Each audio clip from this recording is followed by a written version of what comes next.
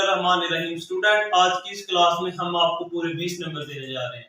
20 number कैसे? ये 20 number आपको लिसनिंग में मिलेंगे। और मिलेंगे कैसे? तो इसके लिए आपको इकाइयां, यूनिट्स याद करने पड़ेंगे। अब आप पूछेंगे कि ये इकाइयां, ये यूनिट्स क्या होते हैं। अब फॉर एग्जांपल्स हम बात करते हैं कि जो फल होते हैं, फ्रूट होते हैं, वो मुख्तलिफ किस्म के होते हैं। मतलब सेब होता है, केला होता है, अंगूर होता है और मुख्तलिफ किस्म के बेशुमार फ्रूट होते हैं। तो हम उनको ओवरऑल फ्रूट कहते हैं। अगर हमें उनका नाम ना भी आए तो हम उन्हें फ्रूट कहते हैं। तो ये इसकी इकाई होती है। अब आपको लिसनिंग में एक क्वेश्चन पूछा जाता है कि ये क्या चीज है। तो नीचे पिक्चर दी होती है 4 किस्म की। एक होगी जनाब चेयर की होगी, एक होगी पेन की, फिर उसके बाद किसी और चीज की होगी और चौथी साथ किसी फल की दे देते हैं। अब आपको फल का नाम नहीं आता क्योंकि हजारों फल होते हैं, आप किस किस का नाम याद करोगे। जब वो फल का नाम लेगा तो साथ उसकी इकाई भी बोलेगा। अगर आपको इकाई आती होगी तो आप उसे चूज कर लोगे। इसी तरह बर्तनों की बात कर ले तो वो बर्तन का बोलेगा नाम और नीचे साथ उसकी इकाई बोलेगा। तो इकाइयों से आप किसी भी चीज को कर सकते हैं। ठीक हो गया। जैसे सारम है, सारम किसी शख्स को कहते हैं। आप सारम चेयर को नहीं कह सकते, सारम इस पेन को, इस बोर्ड को नहीं कह सकते। तो ये इकाइयां होती हैं जिसको सुन के आप न समझ सकते हो। हजारों वोकैबुलरी की जगह अगर आप एक इकाई कर लेते तो वो आपके लिए बड़ी आसानी कर देती है। तो हमने भी कुछ इकाइयां इकट्ठी की हैं कि जो बहुत ही ज्यादा लिसनिंग में इस्तेमाल होती हैं। तो चले हम शुरू करते हैं और आपने ये इकाइयां जरूर नोट करनी है और इन्हें याद करना है क्योंकि जो न्यू लोग होते हैं, फ्रेश स्टूडेंट होते हैं, उनमें तो अपनी राय देता हूँ कि उनको सबसे ज्यादा लिसनिंग पे फोकस करना चाहिए।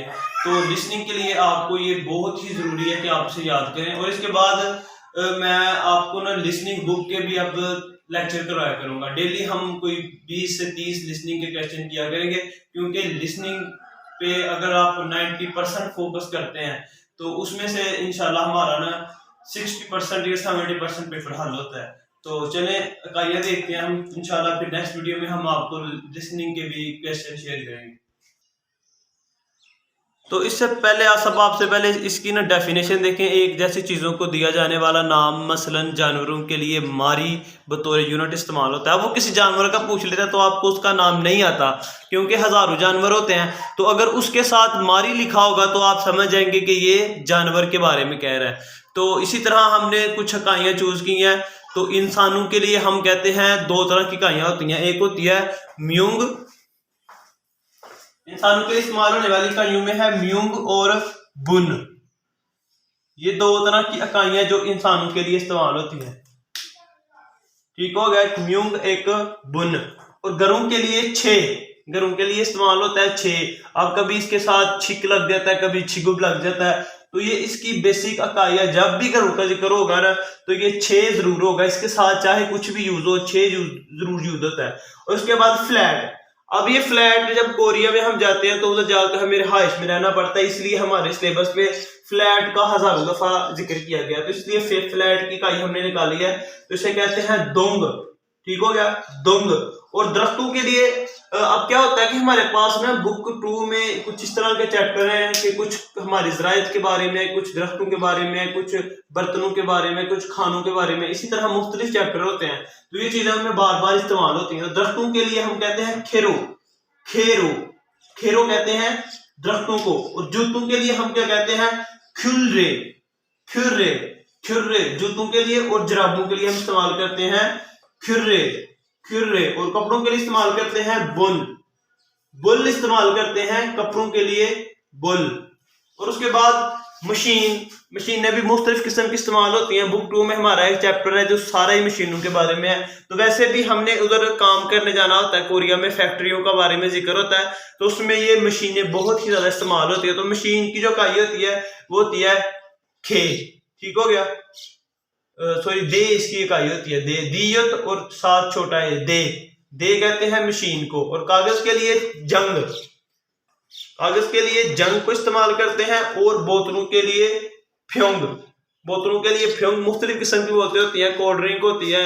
और इसके अलावा वो हम एक चैप्टर पढ़ेंगे जिसमें हमने सफाई करनी होती है, उसमें तेजाब की बोतलियां, जो भी क्लीनर होता है उसके लिए बोतल का इस्तेमाल होता है। और फिर हम स्प्रे के, खेती बाड़ी के कुछ चैप्टर पढ़ेंगे, उसमें स्प्रे की बोतलें होती हैं। तो ये बोतलों के लिए ना इसे हम फ्यूम कहते हैं। और किताबों के लिए हम कहते हैं क्वेन, खीयुक्त, और ये वे की बात है और नीचे नून खवेन, किताबों के लिए हम खवेन, तो किताबों का भी काफी जिक्र होता है इसमें।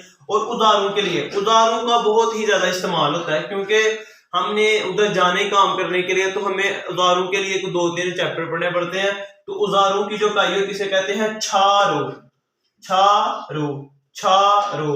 और सिगरेट, सिगरेट के लिए क्या इस्तेमाल करते हैं, सिगरेट के लिए हम इस्तेमाल करते हैं खप, सिगरेट के लिए खप इस्तेमाल करते हैं। और उसके बाद प्लास्टिक के कुछ कैन होते हैं जिनको हम कोरिया में थोंग कहते हैं। अगर प्लास्टिक के किसी भी कैन का कहीं भी जिक्र हो तो उनके साथ थोंग जरूर इस्तेमाल होगा, चाहे ये थो इस्तेमाल हो ईएनजी ना हो। तो थोंग यानी कि ये इकाइयां अगर आप याद कर लेंगे ना तो आपको कहीं भी वर्ड दिया होगा आप उसको देख लोगे कि ये क्या चीज है। और घंटों के लिए